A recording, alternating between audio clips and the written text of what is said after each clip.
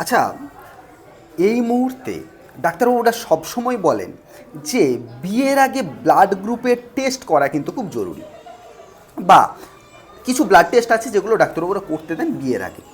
এখন এই বিয়ের আগে আমি আজকে যে বিষয়টা নিয়ে কথা বলবো সেটা হচ্ছে বিয়ের আগে এই ব্লাড গ্রুপের টেস্ট, এর সঙ্গে সম্পর্ক কী, এর সত্যি কী, এর ভুল ধারণা এবং গুরুত্বপূর্ণ কিছু তথ্য আপনাদের সাথে শেয়ার করব। বর্তমান সময়ে অনেক পরিবার বিয়ের আগে ছেলে মেয়েদের ব্লাড গ্রুপ জানতে চান। অনেকের প্রশ্ন থাকে, একই ব্লাড গ্রুপ হলে কি বিয়ে করা যায়? আলাদা ব্লাড গ্রুপ হলে কি সমস্যা হয়? ও প্লাস, এ প্লাস, এরা একসাথে কি বিয়ে করতে পারে? কারণ একটা সার্বিক দাতা আর একটা সার্বিক গ্রহীতা, তো এ প্লাস ও নেগেটিভ যদিও বা সার্বিক গ্রহীতা। এখন ঘটনা হচ্ছে, এর উত্তর হলো হ্যাঁ, অবশ্যই পারে। সাধারণভাবে এবিও ব্লাড গ্রুপ পদ্ধতিতে এ, বি, এবি এবং ও, এই চারটে গ্রুপের রক্ত থাকে। এখন বিয়ের ক্ষেত্রে কোনো বাধা নেই, তবে আরএইচ ফ্যাক্টর পজিটিভ বা নেগেটিভ কি আছে সেই সম্পর্কে জানাটা কিন্তু অত্যন্তভাবে জরুরি, এবং বিশেষ করে ভবিষ্যতে সন্তান পরিকল্পনা করার আগে এই টেস্টটা তো একদমই জরুরি। এখন ব্লাড গ্রুপ কি? মানুষের রক্তকে প্রধানত দুভাগে ভাগ করা হয়েছে। একটা হচ্ছে এবিও ব্লাড গ্রুপ পদ্ধতি, আর একটা হচ্ছে আরএইচ ফ্যাক্টর। এই এবিও পদ্ধতিতে ব্লাড গ্রুপের চারটে গ্রুপ হয়, একটা হচ্ছে এ, বি, এবি এবং ও।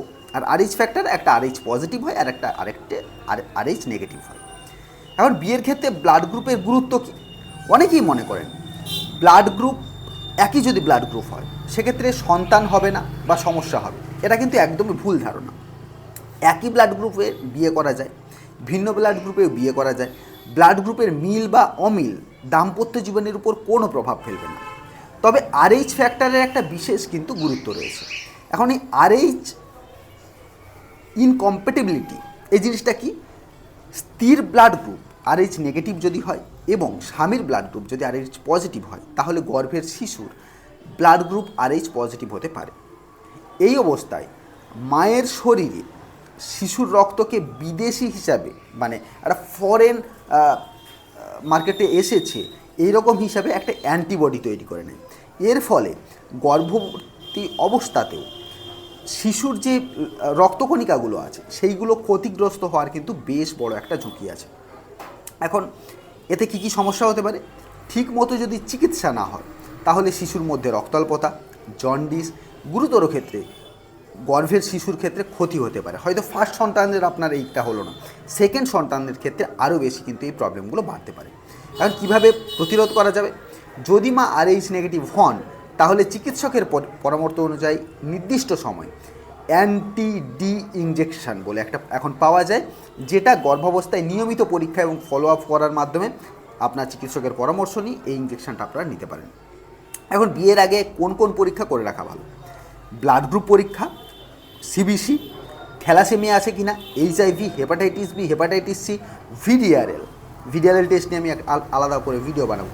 প্রয়োজনে রুবেলা, ইমিউনিটি এবং অন্যান্য পরীক্ষাগুলো আপনারা করে নিতে পারেন। সাধারণত ভুল ধারণা যে একই ব্লাড গ্রুপ থাকলে বিয়ে করা যাবে না, এটা একদম ভুল ধারণা। ও গ্রুপের সাথে এ গ্রুপ বা বি গ্রুপের বিয়ে করা উচিত না, এটাও ভুল ধারণা। ব্লাড গ্রুপ আলাদা হলে সন্তান হবে না, এটাও ভুল ধারণা।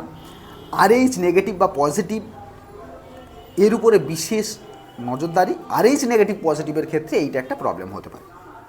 তো এইটাই আজকের দিনের ভিডিওর উপসংহার, সেটা হচ্ছে ব্লাড গ্রুপ বিয়ের জন্য কোনো বাধা নয়, তবে নিজের এবং নিজের জীবনসঙ্গীর ব্লাড গ্রুপ জেনে রাখা এটা একটা খুব ভালো অভ্যেস।